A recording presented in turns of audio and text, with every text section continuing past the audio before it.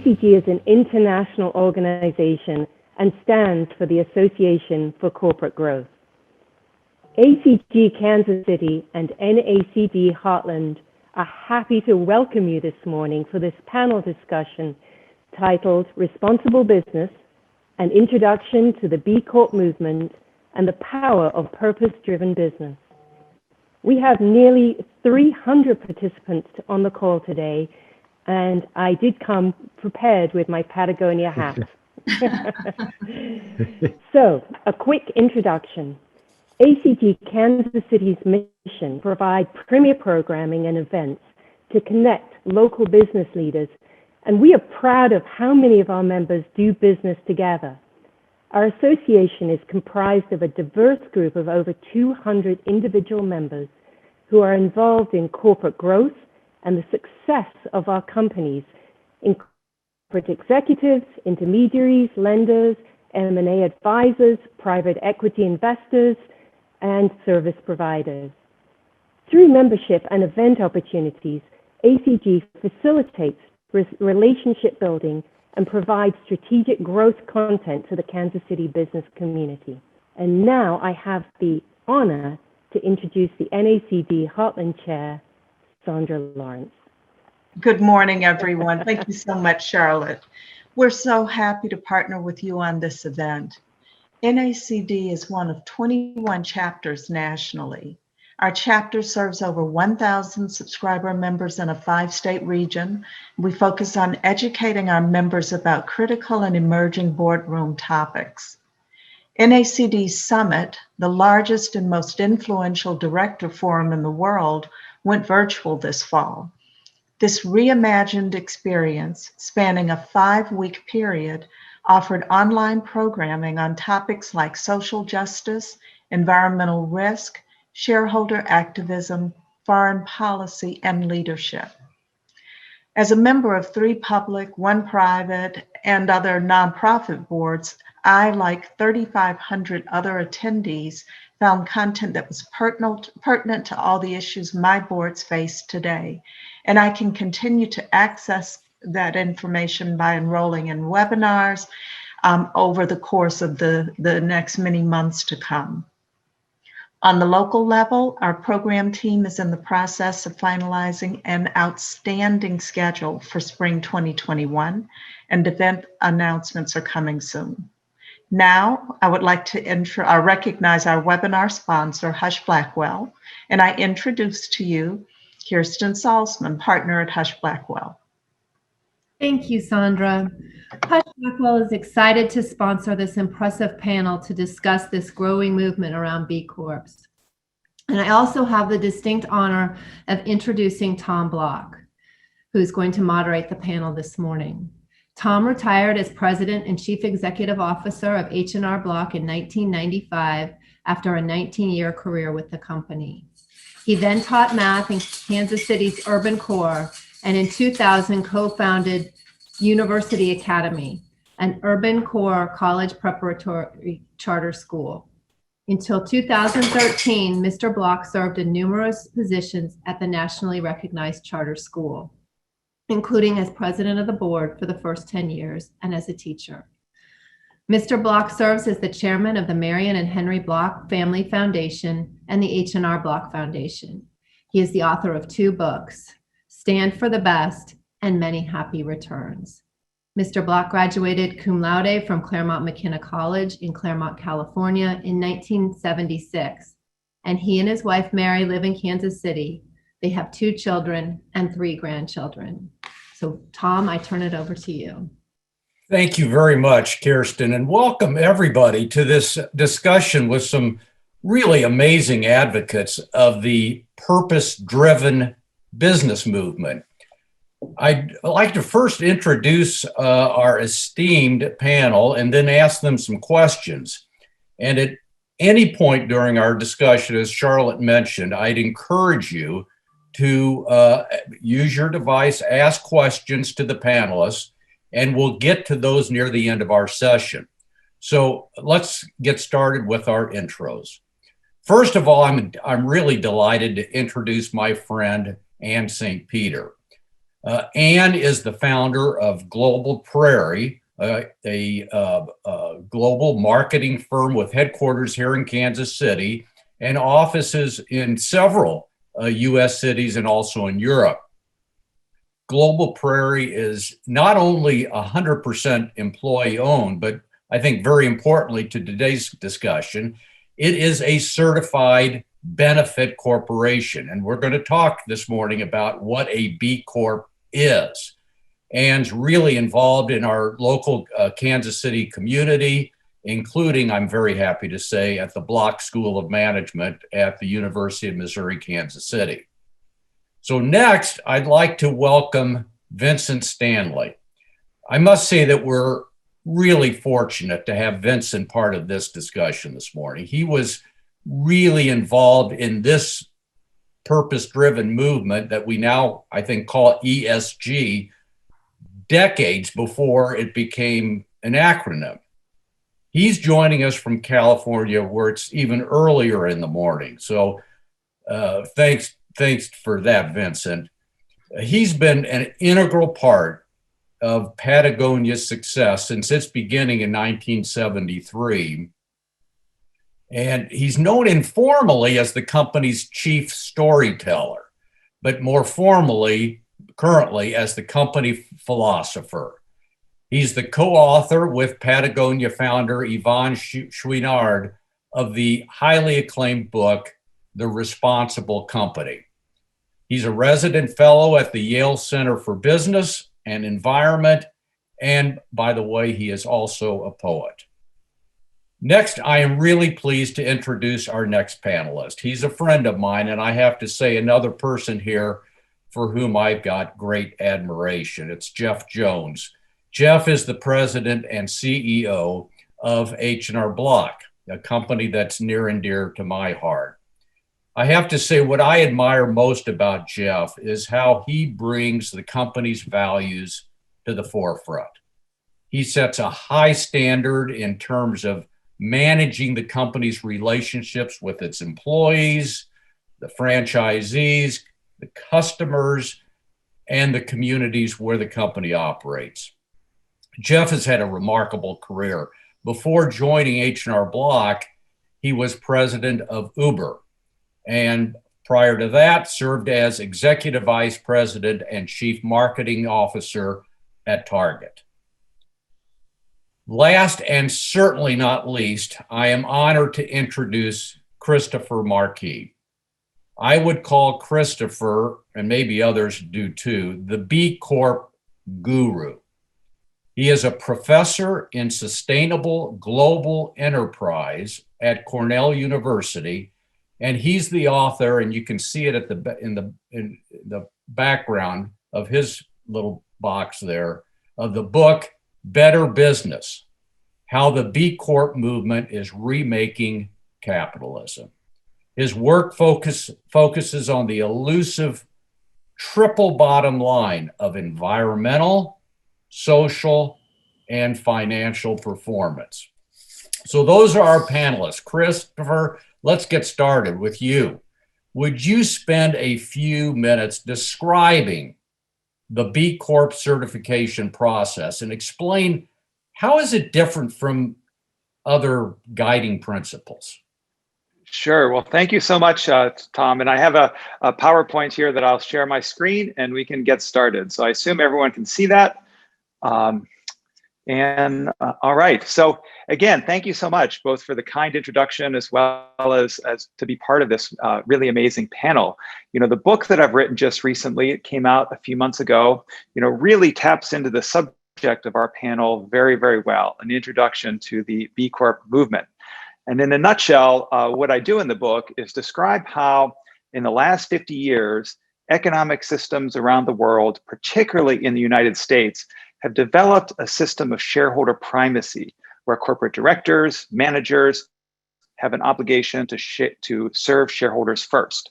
But there's a growing recognition that this needs to change, and we need to reorient our corporations around stakeholders, delivering value to employees, consumers, communities, the environment, et cetera. And the argument in the book is that this B Corp movement and the tools and processes that have been created are a great way, very effective way for companies to do it. So many of you in the audience may think, well, I can't be a B Corp. I don't want to be a B Corp. Well, I hope that you listen to our panel today, because what we'll talk about is how you can become more stakeholder oriented by using these tools and processes. Great. This is particularly important today. With the pandemic, with the economic disruption, there's consensus that we need to build back better, create a more resilient economic system, one that is more sustainable and equitable and focused on all stakeholders. So I think, all of us from all of our various companies, are going to be focusing much more on a resilient and sustainable economy as we exit this pandemic. So this idea of shareholder primacy that has really taken hold in the United States particularly, but also more globally, really is something that's only been within the past 50 years. When Milton Friedman proposed this idea in a New York Times Magazine article almost exactly 50 years ago today, it was seen as a radical idea. At the time, companies were much more focused on their communities, employees had pensions, benefits, and over time, this has become encoded in laws and business practices, such as shareholder options, which really tie executives very closely to the share price and has led to many sort of short-term issues, such as some environmental degradation and arguably income inequality as well. So recently, even before the pandemic, there was growing widespread agreement that this system needed to be changed. So the Business Roundtable, organization, 200 largest companies in America, came out with a statement of purpose of the corporation to focus on all stakeholders. Previously, it was really very narrowly defined as focusing on shareholders. So, this suggests that there's growing momentum in this direction. And even across the political aisles as well. So obviously, Elizabeth Warren is very in favor of this shift. Her Accountable Capitalism Act was, actually codified much of this in the law. But also Marco Rubio wrote a report recently called American Investment in the 21st Century, where he called out shareholder primacy as, in some ways, the cancer that was killing U.S. business. And actually, by focusing on the short-term innovation, community development, many things have fallen by the wayside. But this idea of switching from shareholder primacy to stakeholder orientation is easier said than done. We have norms, laws, institutions that actually stand in the way. And this is where I think the B Corp movement is tremendously helpful and influential. So you can see sort of the upper right-hand quadrant, certified B corporations. And these are organizations, like Global Prairie, like Patagonia, that have gone through an impact assessment, which I'll say a little bit about, and actually changed their governance to being more stakeholder driven. But many companies can actually use the assessment principles and governance principles to make their organizations more stakeholder driven. So this assessment, as you can see, has 5 different areas. Governance, workers, consumers, community, environment. It's really a holistic, it's an assessment, but also in many ways, many of the companies I interviewed said it's a playbook to actually become much more rigorous in management across many different areas. To become a B Corp, companies have to score over an 80 on it. But even if you're not a B Corp, many companies have found tremendous value in this. And there's only about 3,500 B Corps in the world. But over 100,000 companies actually use this assessment, including many financial institutions use it to assess their lendees. Many venture capital companies actually use it as part of their due diligence, mainstream venture capital companies. So, the reason why is that, this is, you can see some quotes here from some of the companies that I interviewed. And I titled the book Better Business because so many companies told me, we got into this B Corp movement because we believed in social responsibility, environmental sustainability, but actually going through it made our company a better business overall. And you can see here, it's a great way to understand your company, a tool for continuous improvement and deeper engagement, et cetera. So this is a really robust general management tool. You can see here Patagonia, actually one of the highest scoring B Corps. what this sort of looks like. There's scores across many different areas, as you could imagine. Sort of environment and community, are really the key areas of impact, but also across, consumers, workers, et cetera. And this idea about it being a tool for improvement, you can see on the right-hand side, whereas 2011, they had a much lower impact score than they have right now. So every year and every sort of assessment, they're working to actually get better, like many of the companies I studied. So a second element of this is legislative. So actually in the United States, across 36 states, including in the Heartland chapter, Kansas, Oklahoma, and Nebraska, have passed what is called benefit corporation legislation, which creates a new type of company, a benefit corporation, where these ideas of stakeholder orientation are embedded within the company. So like Global Prairie, as Tom mentioned, is one of these companies. For a long time, when I have been studying this, people said, well, this is great, companies want to do this, but really, this will really hurt their investment chances. And I just want to say, I've been studying this for over 10 years now. And while at the start that was the case, certainly over the last 5 to 7 years, this companies like venture capital companies like Sequoia, Kleiner Perkins, and Andreessen Horowitz, many of the top investment companies in the world have actually invested in B Corps. And just recently, there's this growing wave of public companies that are B Corps, that are organized as benefit corporations, going public. Here are some examples here. In July, Lemonade, an online insurer, went public on the New York Stock Exchange.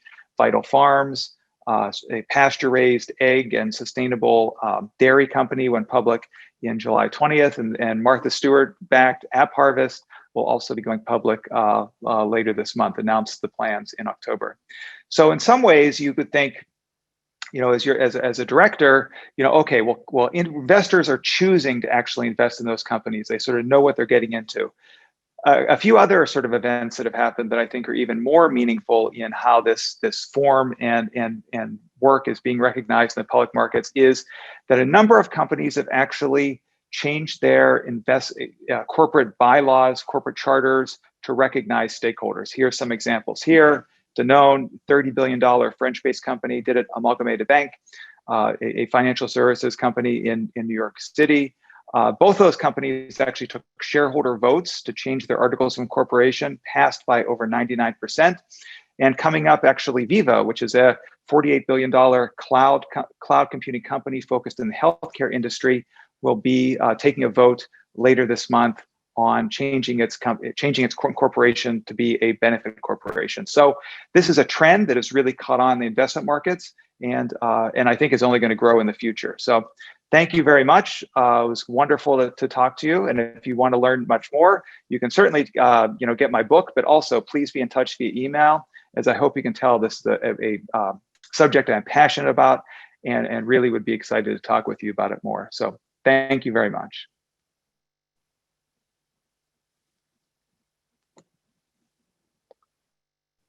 Tom, I can't hear you, actually. I think you're on mute.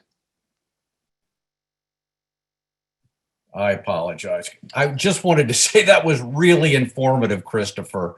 And even at this early morning hour, your passion came through loud and clear. I'd like to turn to you, Vincent, and I'm going to ask you to take plenty of time because you've got quite a bit to share with us. Right off the bat, I'd like you to just share with all of us the Patagonia story and tell us why you and Yvonne went down this B Corp path, and what has been the result of that. And maybe finally, if you would, share with us what does success look like to you? Okay. Well, thanks for the questions, and thanks for including me. The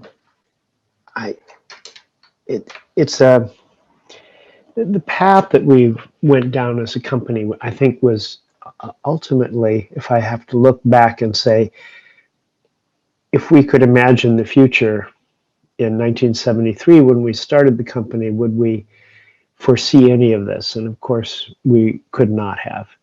In 1973, when we started in the clothing company, and Ivo had already been in business for about 15 years at that point, making mountain climbing equipment. When we started the clothing company, not only was the Milton Friedman admonition about shareholder primacy only 3 years old, that shift had just started to take shape. That was also the time when we first started to have environmental laws in the United States to clean up urban air and water.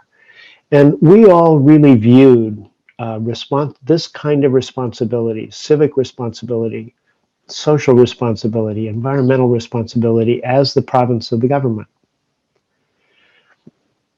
We did not have any idea that we could have the agency, the wherewithal, or gain the knowledge to actually assume responsibility for our own actions, including those done in our name within the supply chain, which is a big deal in apparel because you have a very long supply chain that begins across the water.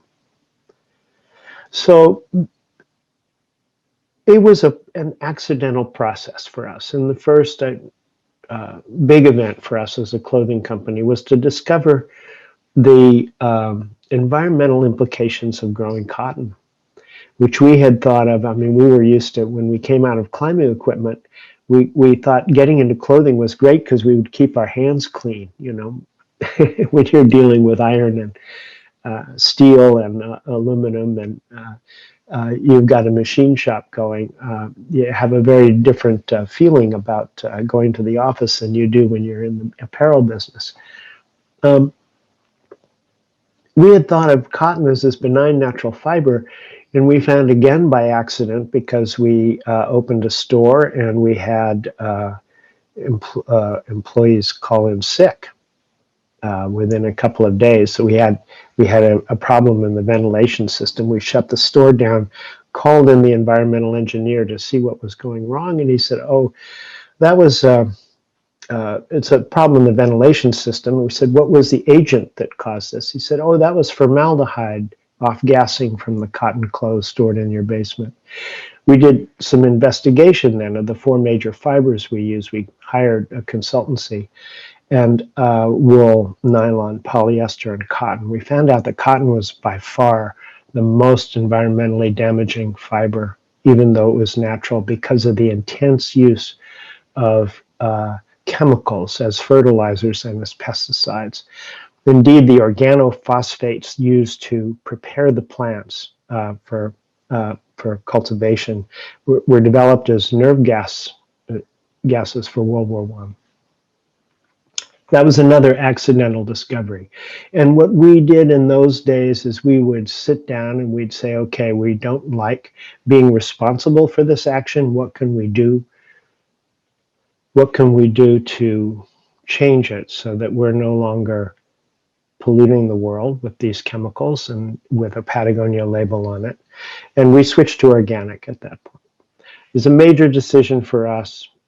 I won't get into the details, but if we would never have done it if we hadn't been so naive.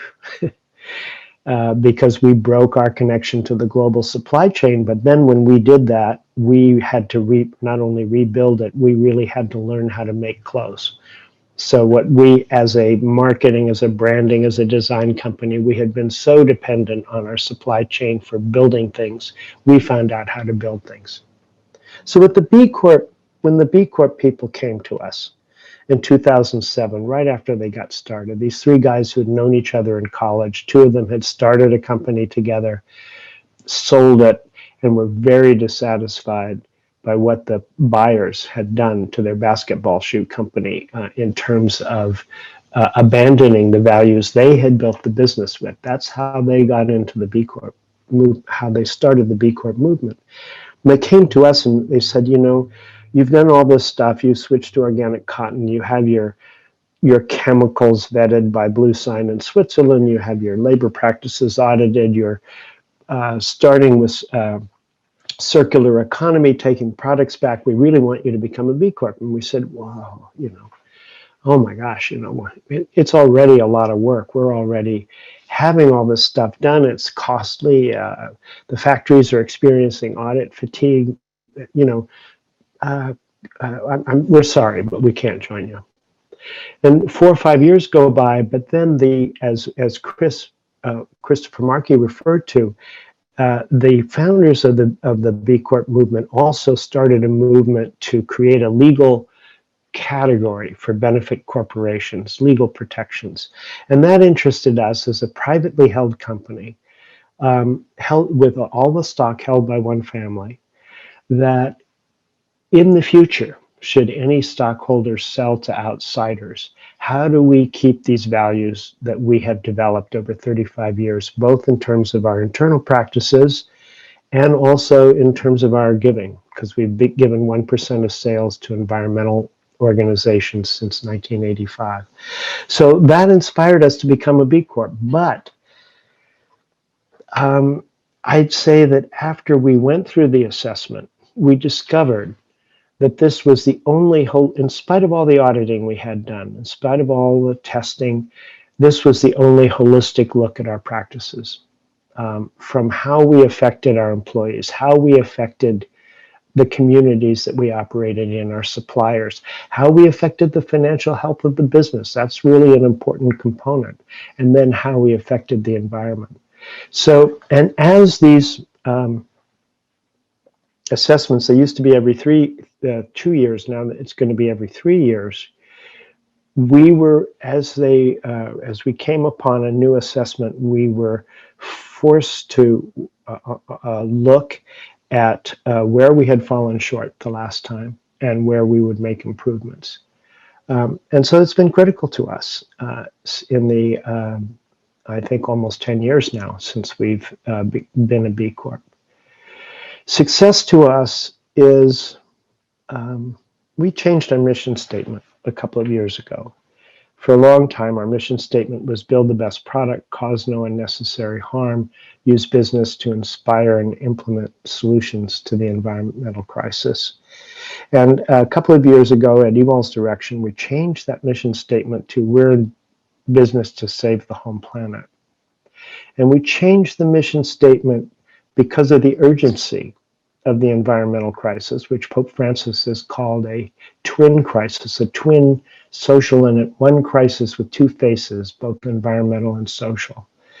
And what we really, the second reason we changed it is we got involved in a very small way in the food business, and we started to look at the potential of regenerative organic agriculture, in which you don't use chemicals on the plants, but you also use other practices like crop rotation, companion planting, minimal tillage, to actually bring the soil back to health, which also uses less water and draws carbon back into the ground, allows us to do some serious carbon farming.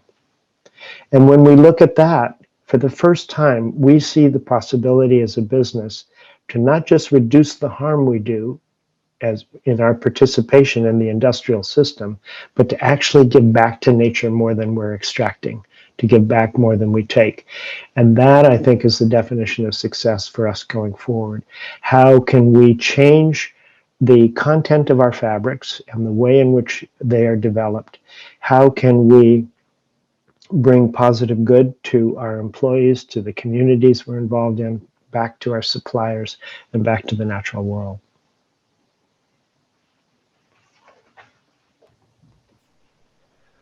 That was really fantastic, Vincent. And I understand now why you and Patagonia are the poster children for this movement.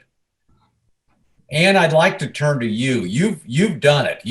You have gone through the process. You, Global Prairie, are a certified B Corp.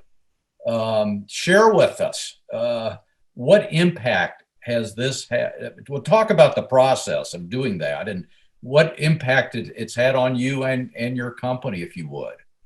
Sure. Thanks, Tom. And thanks to Charlotte and Sandra for organizing this important discussion. You know, you and I have talked about this many times. But when my co-founder and I, Doug Bell, decided to start a global marketing firm, we were more interested in emulating, like all entrepreneurs, business leaders that we really were turned on by. And as I have mentioned to you many times, your dad was an enormous influence in our founding of Global Prairie, because we loved the purpose orientation that he had and the way he ran Block, and the way you followed in his footsteps with that same MO of really, truly caring about place. I remember your dad saying, I owe so much to Kansas City because of the success that it enabled me to have. And I remember thinking, what a humble way to comport yourself, because I'm sure it was much more than the positive milieu that Kansas City afforded him that he became such an international success. But he also said, I really care about our associates. I care about leaving the world better.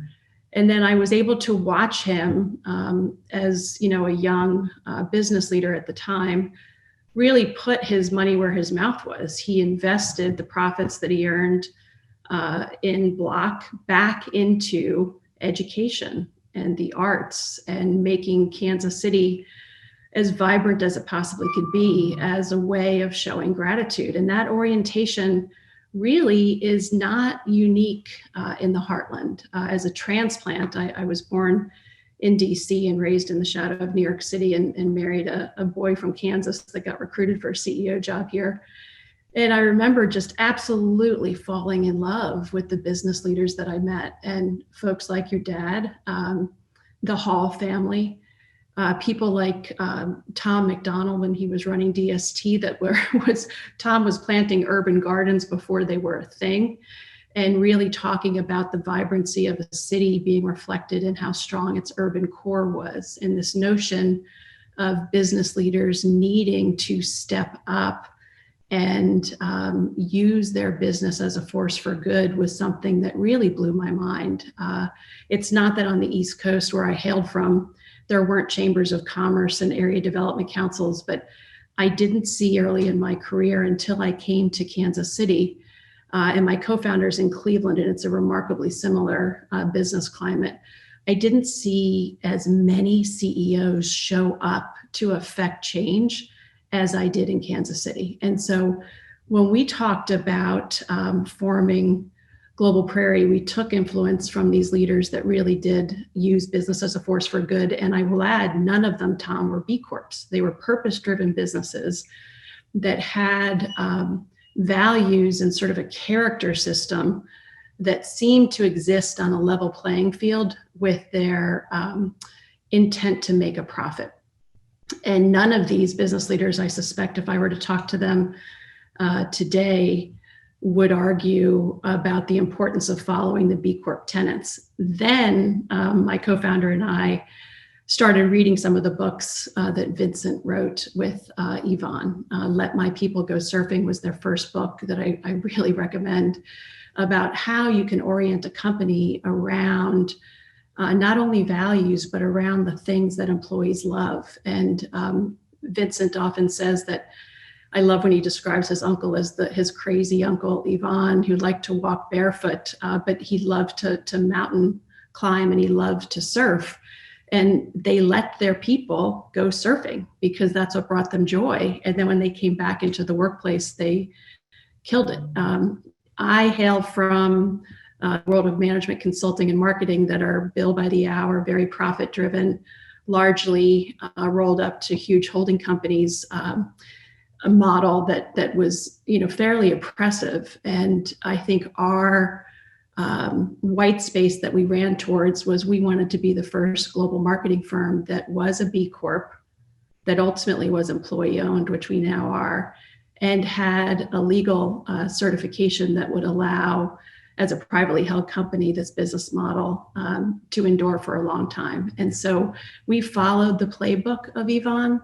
At the time when we launched in 2008, B Corps had just come up out of the ground, and we oriented our entire business plan in order to secure our line of credit, our first $3 million from the Bank of Blue Valley and Bob Rainier, around the B Corp principles, and took a page from Yvonne's 1% for the Planet Initiative, which he started before he became a B Corp, where they committed 1% of their sales to environmental causes. We iterated on that, and we committed 10% of our profits from day one to causes that our employees were passionate about. And we decided to orient around profit because we wanted to ensure that we were in fact profitable. And we have continued that to this day. So we consider the B Corp tenets largely stolen from business leaders like your dad, like Yvonne's 1% movement. And then ultimately, we took the playbook from Let My People Go Surfing and The Responsible Company and built Global Prairie. We are so lucky, Ann, to have you as our local role model for the B Corp here in Kansas City. I do want to know where you go surfing, though, here. Jeff, before I turn to you, I want to ask Vincent to help me tee up this question for you. Vincent, conventional wisdom is that companies should put profits first. But we've learned this morning through you and Ann and Christopher that B Corps think that profit and purpose should go hand in hand. So if you could help me, how does one make the case for B Corps to a public company CEO like Jeff, or to a public company shareholder like me? Yeah. Well, I can make my friend Rick Ridgway, who worked for Patagonia for a long time, he and I once sat around playing a game of how many arguments could we make, business case arguments for becoming a B Corp. And I think we came up somewhere between 9 and 12. And among them are kind of the tradition, a reputational risk, employee engagement, ability to recruit smart younger people. We came up with all of those. At the top is innovation, and I can just touch briefly on that, the capacity to innovate. But a couple of things I'd like to point out. One is that there have been some studies and the survival of B Corp startups is higher than that of non-B Corp startups. And I haven't seen the studies, but I suspect that that's partly because there's so much attention on governance, which is not something that most startups really concentrate on, because they don't look at that. They don't build the foundation as well as they should, because they're eager to get going and open the doors. I think that B Corps, with their emphasis on holism, on everything that you're doing, that you tend to, just like in the old-fashioned 50s household, the mother could never, if she was cooking dinner on the stove and the kids started crying, you didn't say, well, I'm going to concentrate on my 2 KPIs, which don't include dealing with the kid. We're going to get the dinner on the table and the kid can go fish. You don't do that when you look at your business holistically. So you make sure that you're dealing with all of these things at once, which is very difficult, while you're not ignoring the material issues around which companies have built KPIs, what is most important, but you have to tend to everything. So for publicly held companies, a couple of things. One is, I think privately held companies, because we're not as answerable to stockholders, because we're not regulated by the SEC, we have the capacity to do things first in some way. If we're going to make environmental changes or social changes, and we can then demonstrate to publicly traded companies, hey, you can do business this way and not lose your shirt. I mean, I think that's one advantage we have. But what I also see is publicly traded companies starting to see this. Danone is a good example. They are committed. It's a $30 billion company, yogurt, water, baby foods. They are committed to becoming a B Corp within a few years. They have 17 subsidiaries that have become B Corps. Unilever is another big example with 400 brands, and 40 of them they identify as sustainable. And those brands are the ones that contribute half their growth and half their profit. So I think that we're having a shift, along with the Business Roundtable announcement in 2019.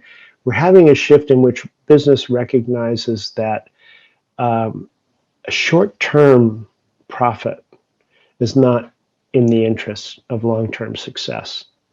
Then if you want to be in business for the long term, you have to pay attention to the long-term implications. But finally, and this is, I'm sorry to take so long with this, but what I've discovered, I think that the secret in all of this is that finally people make changes because they care. They care personally. The CEO who's involved in the plastics business, whose daughter comes home and says, I've read about that gyre in the middle of the Atlantic, and what are you going to do about it? I think that that's the kind of thing that moves people more than my 12 business cases for social and environmental responsibility. The head of Danone, Emmanuel Faber, said that he was moved to become a B Corp by Patagonia's Don't Buy This Jacket ad, because he said it was the first time he learned that you could appeal to customers on the basis of values as well as instincts. And that is a whole area that business has not yet employed, of appealing to people on the basis of what they really hold dear and what they believe. And in a time of crisis, that we're a long-term chronic crisis that we're dealing with for the next couple of decades, this represents a tremendous opportunity for businesses, private and public, to actually do things that address our problems and at the same time provide good, solid, self-sustaining businesses for the future. Perfect. Okay, Jeff, you're on. Now you're not a purpose-driven, you're not a B Corp, but you lead a purpose-driven company. As a matter of fact, I would say, if I recall correctly, for the benefit of everybody listening, the first question you asked me when you and I met was, what was Henry and Dick Block's purpose in founding this company? And you have a great memory. And I was so struck by that question. So as a non-B Corp, but a huge purpose-driven leader, please take it away. Well, thanks, Tom, and Vincent and Christopher and Ann and everyone. It's what an honor I think it is to get a chance to lead this company, following in your footsteps and your dad's footsteps. And I joined Block 3 years ago in October. And I joined the company because I saw the potential for a next level of relevance and growth. And when I joined the company, some people know this, many people don't, but it had been after a period of many different CEOs following Tom that led the company, and quite a tumultuous period. And when I arrived at the company, one of the first things I was asked, frankly, was told by people at the company. People said to me things like, oh, that's all great, but you're the 5th CEO in 10 years, and I've outlasted all the other ones, and I'm probably going to outlast you too. And I listened carefully to the tone of the people, and the reason why I asked that question was I believed if our goal was to ensure the relevance of this company for the next generation, that work had to start inside out. And starting inside out meant with our people. And so it was really important for me, knowing the history of the company, the really good and some of the bad, was to understand where it started. And H&R Block, when I joined, had a vision statement, but it didn't have a purpose statement. And so for me, one of the starting points was people had a sense of what we wanted to do, but we had forgotten why we were here. And I traveled all over the country, my first 6 months, meeting with franchisees and tax professionals and frontline associates, and no one ever told me a story of tax preparation.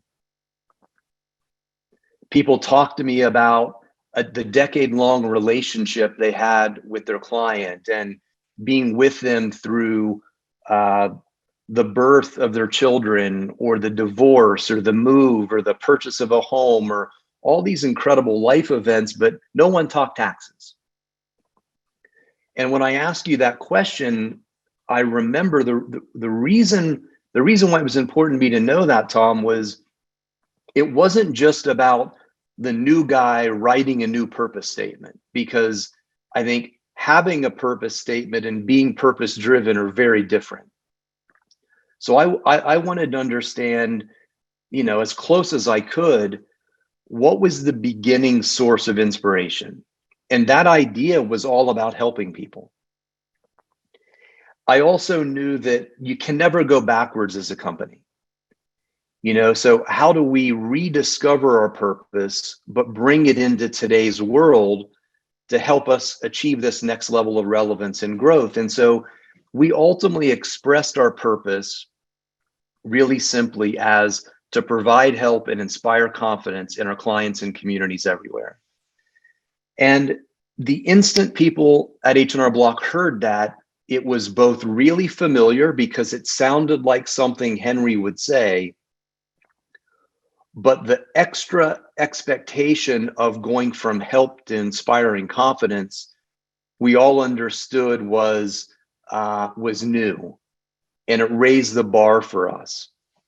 And Vincent, something you said that I was smiling because, in this spirit of it starts inside out, the way I thought about it was, if we need the next level of relevance and growth, that can only come through innovation.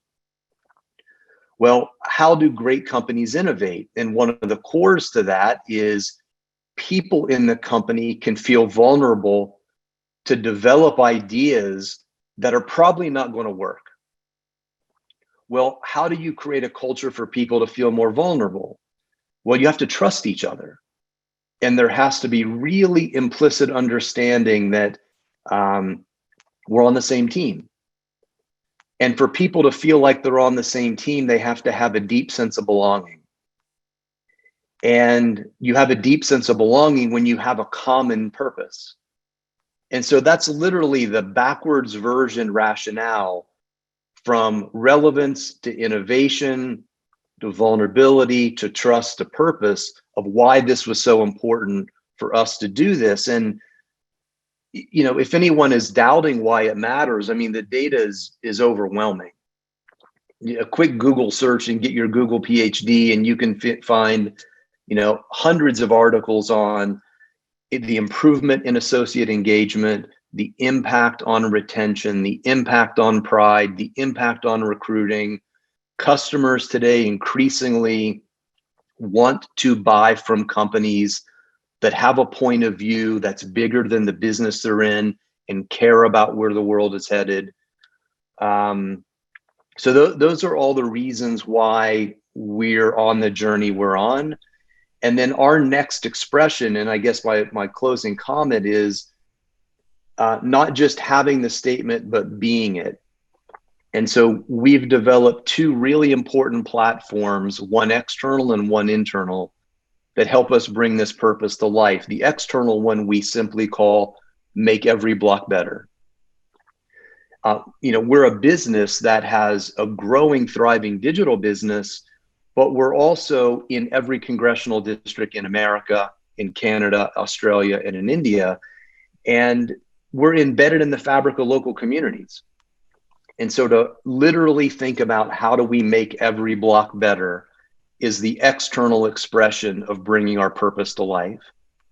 The internal expression we call belonging a block. And this was a standard we're trying to raise, that being diverse is great and being inclusive is great, but being a place where everybody feels safe and a deep sense of belonging is really the ambition that we have for our people. So that's the journey that we're on, and the next leg of the race that I'm trying to run on behalf of you and your dad. You know, Jeff, I think if you were to become a B Corp, you'd probably get a pretty darn high score. Maybe not as high as Patagonia, but pretty high. Christopher, I got to turn to you. You know, Jeff talked about how HR Block, a very purpose-driven company, sort of lost its way, had a lot of turnover in the corner office. And you've written about how becoming a B Corp can sort of future-proof, I think you call it, future-proof your business, right, your company. Can you explain that? Sure. So I think it relates to you know, a few things I mentioned in the opening presentation, and also, you know, builds off of what Vincent was saying about how Patagonia became attracted to the B Corp movement. So they're sort of part of this movement is not just about the certification, but it's actually about changing the legal principles of the company. So, you know, there's now a benefit corporation, you know, in addition to being a C Corp, S Corp, LLC.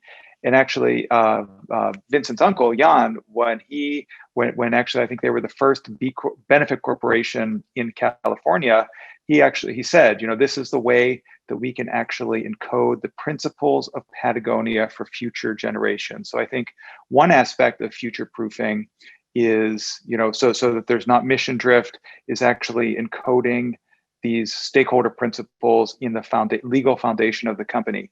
I think also through going through the certification, you know, it creates an internal culture and set of systems within the company such that, you know, employees, you know, are incredibly engaged.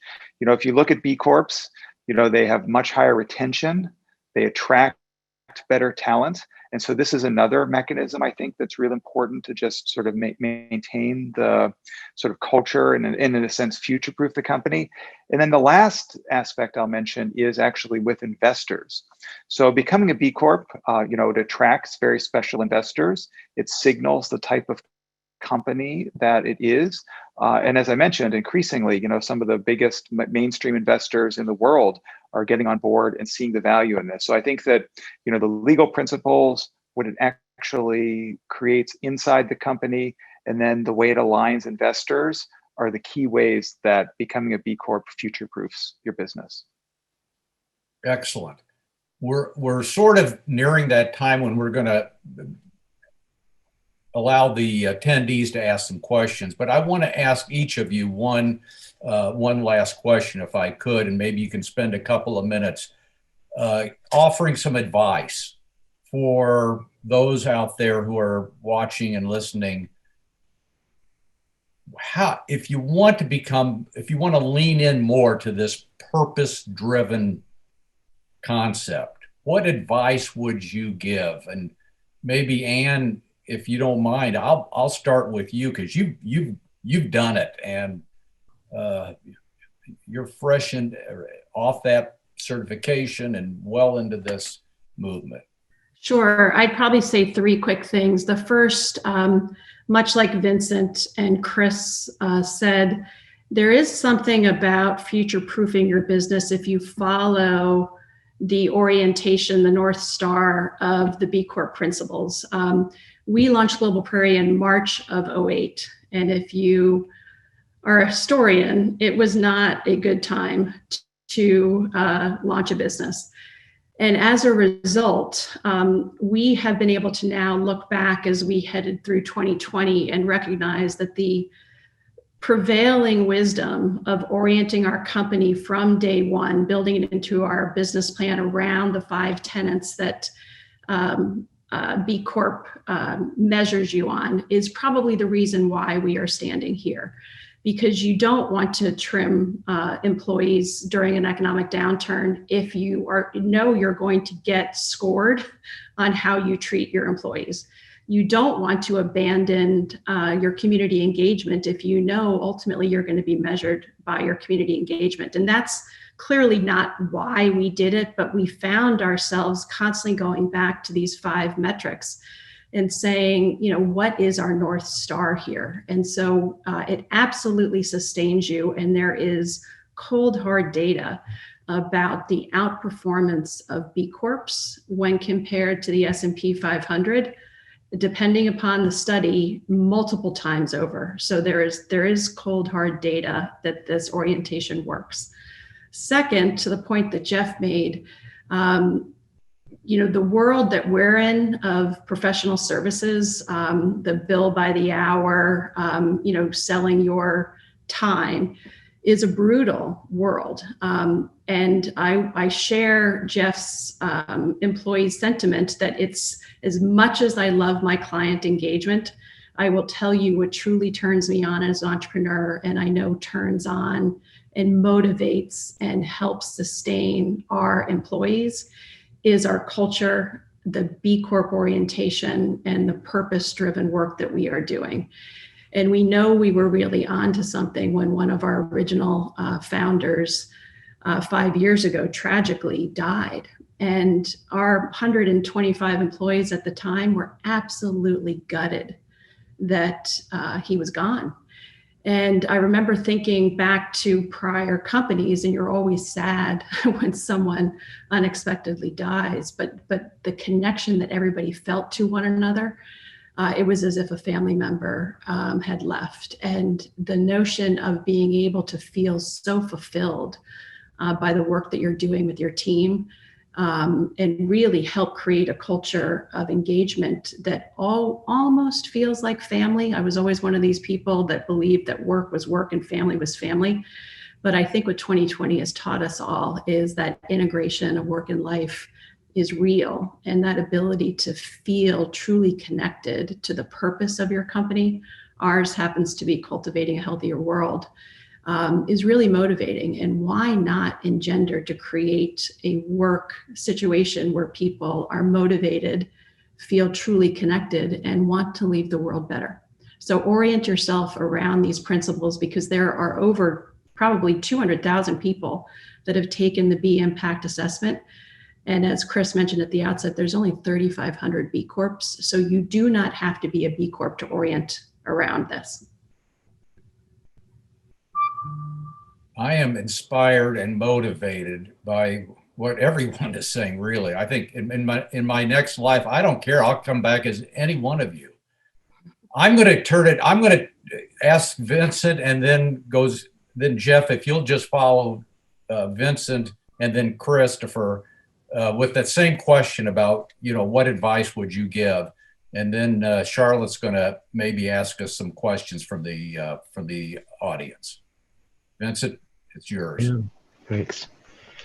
Yeah, I've got to say, just briefly, I am quite, I've been on a lot of panels, but I'm quite moved by the directness of Jeff and Tom and talking about this experience. For those of you who may not be familiar with B Corps, you're hearing the real deal here. If you're not so familiar with purpose, the shift toward purpose-driven business, you're hearing the real deal. It's not a sales pitch. I guess I would say to people, and I do say to people starting out, don't do as I have done. Because Patagonia, as I mentioned at the outset, that Patagonia started in a very different environment about what the responsibilities of a business might be. And so I really encourage people to, at the outset, write down what your core values are. And also this idea of purpose. I was struck by Jeff's comment and his question to you, his first question to you when he was considering the job. It's a very simple thing, but it is a critical question for business, because the GE model that dominated business for a long time, that business was about buying and selling other businesses and accumulating piling in the profits. That's very different from going out and starting a tax preparation business and saying, okay, this is kind of what we're doing, and this is the way we want to do it. Patagonia went through the same process with mountain climbing equipment and with clothing. This is what we want to stand for, and this is how we want to do it. I encourage everyone to do that. And then also, what are the core values? How do you want to do business? What do you want to be known for? The interesting thing I think about the B Corp movement, and first of all, I have incredible respect for the integrity of the movement. I don't know if you noticed on the slide, but our score actually went down. It went from 151.5 to 151.4 on the last evaluation. And the reason it went down, if I ask my colleagues, there are a couple of things. One is we grew a lot and we didn't make the kinds of improvements that we should make in order to keep that score. But also the test got tougher. In spite of the growth of the B Corp movement and that larger companies are coming in, they've raised the bar, and they raise the bar every few years, which makes it a movement and not just the B Corp is not just a standard, it is a community and a movement. And the other thing I think is that the B Corp movement provides you good company. You can call on other people who have gone through the same questions, the same process that you have, and get some help. And the third thing, in the good old tradition of capitalism, is it creates some competition. So, we're considered pretty good at 151, whether it's 0.4 or 0.5. But Dr. Bronner's, the soap company, has a score of 175. So we sit around and we're going, what are they doing that we're not doing? What do we have to look at, and what have they been able to accomplish that we'd like to be able to accomplish as well? So anyway, when I'm talking to people who are starting out, I say, you start that way and also tell the same story to everybody. Chris talked about attracting the right investors. What you don't want to do is start up a company with a lot of values and then go to your investors and say, well, that's all very good, but what we really care about is X and X percent growth, and we'll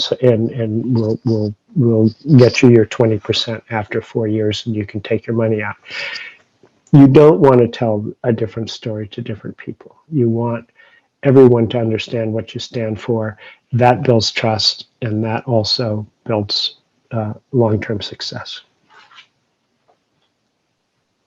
Tom, I have a really simple mind, and I think one of the things I've learned is it doesn't matter if you're a business or an organization, academics, not-for-profit. We all have three very similar challenges. We all aspire to serve more customers in whatever form that takes, as well as we can. We're all dealing of a really uncertain, volatile, unstable world. We're either disrupting or we're being disrupted. And we're all trying to build the best team possible with people. And I'm not sure you can do that without clarity about why you're here, because that's ultimately the thing that unites the team to deal with those really hard, important external factors. And so I think one of my best pieces of advice might be, if you're a CEO or a director or an associate of an organization that just cares, ask the organization, why are we here? And see how consistent or inconsistent that answer is. And if you learn that you thought you had a statement written down, but no one tells it to you, which I'm guessing will be the case at many, many places, you probably have a disconnect between what you think you're doing and what's really happening every day. And I think that's one of the most important places to start, of getting people on the same page about why we're all here, so that alignment in team can feel as prideful and powerful as you can when you're trying to deal with this crazy world we're all in. And I'll be very quick so we can get some audience questions as well. I think the main advice is just start. You know, I mean, you don't have to have a giant plan or look like Patagonia or Global Prairie from day one. You know, just do one thing one year, do it better the next, add another thing the next year, and over time, you'll be a B Corp. So thank you. Charlotte, I turn it to you. Thank you all for these inspirational words.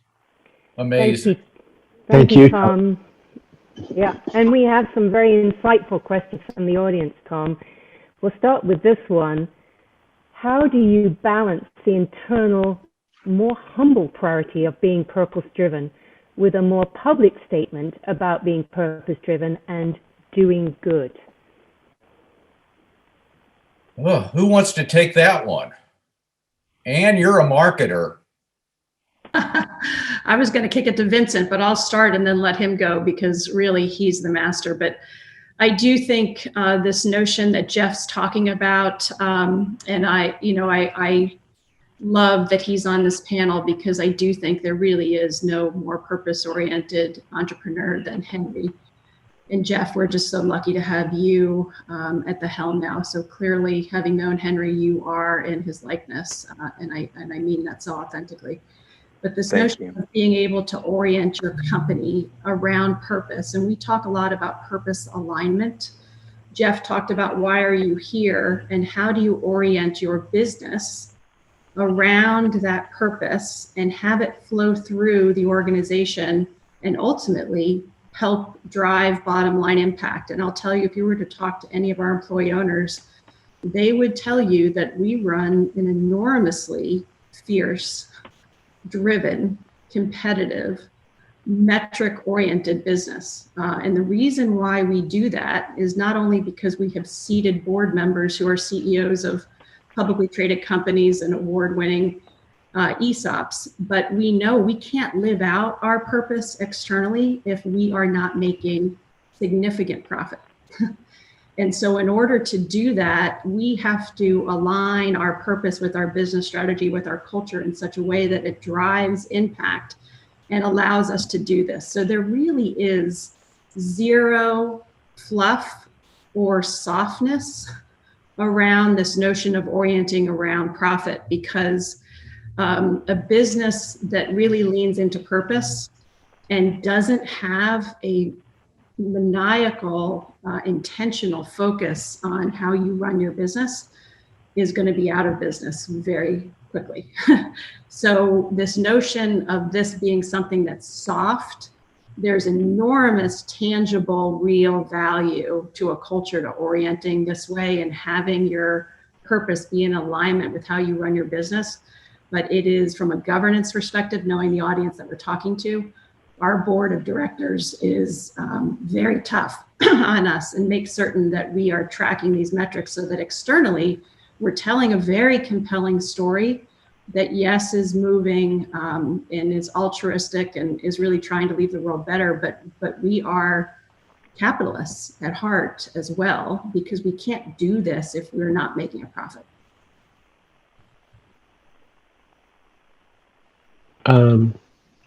Yeah, I think Anne's your comment helped me understand the question, because my first response would be that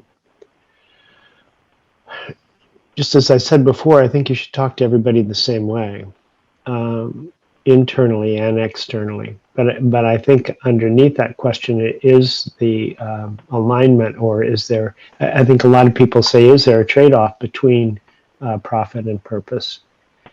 And I just say briefly, I think 15 years ago, one of the things, the evolution of our culture is that if you had asked me 15 years ago about how we handled that, I would have said, yes, it's frequently a compromise. That you had kind of three different groups at the company. You had the go-getters, the product people who were trying to increase their market share and trying to innovate product, stay 10 years ahead of the competition. You had the tree huggers who were giving the 1% away and working with the suppliers to reduce environmental harm. And then you had the bean counters who were looking at the financial health, and that nobody won. Everybody nobody won a decisive battle. So that the company culture almost grew by capillary action over time. But what's different now, and has been for several years, is that if I am, say, the Alpine product manager making jackets for climbing mountains, I now own the whole process. In other words, I have my margin goals, I have my sales goals, I have my product development goals, but I also know that I'm responsible and my team is responsible for finding a new durable water repellent on the surface that doesn't persist in the environment. I am responsible for putting more of my line into fair trade certified factories. And I own that. I'm not counting on somebody to come and slap me on the wrist for my environmental practices or even my financial practices. And that's really critical. So that now I think what's happened over time, and this is the natural development of a business, is the constraints that we put on ourselves drive innovation. There are a lot of things we can't do because of the commitments we've made, but they drive innovation. That innovation then defines us to the customer and to the community and helps to build the business for the future. Yeah, thanks. Thank you, Vincent. We've got so many questions here. The quick one is, does anyone know the percentage of B Corps that are minority owned? That might be something, Christopher, perhaps? I don't. I think that this is something that's actually I've talked to a number of folks about more recently, and I think there's a lot of room to improve actually in minority ownership in the B Corp movement, but I don't have a figure off the top of my head. Okay, great. Also, there's a lot of interest in learning more about queer corporations, which is what we're looking for. Somebody said, can anyone comment on the work being done on the economics of mutuality, largely emanating from the practices of the Mars Corporation and in partnership with Oxford, and also asking for more resources. And I know that we are going to be sending out more information and more resources after this event. And then also, if anybody is interested in sharing their email, because leaders would like to follow up with other questions privately, if that's something that might be of interest. Just to let everybody know, we've prepared a 2-page document that NACD and ACG is going to send around. And in this document, not only lists how you can contact everybody on this panel, but it also lists the books that everybody has written, the 2 books that Vincent wrote with Yvonne, Let My People Go Surfing, The Responsible Company, Christopher's new book, which I told him, I wish I had 20 years ago when I was thinking about starting this company. It really is a spectacular Bible. Vincent's book, The Responsible Company, actually has a checklist in the back, which really is an outline for anybody listening on how you can orient your company around purpose. And a lot of those tenets are then reflected in what Christopher's done. But Vincent has written extensively. And actually, we have a couple of his pamphlets that he's written, published by Yale University, links to those in this 2-page document. So I think the resources are there, but absolutely, I know I speak for everybody on this panel. Please feel free to reach out to us. Thank you so much, Anne. I appreciate that. And we are nearly out of time, so I'd like to thank everybody and to turn this over to Sandra Lawrence, who is now going to give us just the closing comments. Yes, and thank you again so much, everyone. On behalf of ACG and NACD, we hope that we've provided you with a good kind of book of information to introduce you to the B Corp. You've heard a lot this morning from Christopher, and I just have to take a minute to thank the speakers, but from Christopher, who so nicely laid out the foundation around a B Corp, Vincent for talking about his learning journey that organically created a B Corp, Anne and her own experience building a company around the tenets of a B Corp, and Jeff about refreshing the inspiration that helped build a company, getting back to purpose. Thank you all so much. For our attendees, you'll receive a copy of the slides. And as Anne mentioned, you'll have access to resources where you can get Christopher and Tom's books. You'll also get an event survey, and we really encourage you to fill that survey out. The input is very valuable to us. So thank you and good morning. Thanks, everybody. Thank you. Thank you. Thank you, Tom. Thanks, Sandra.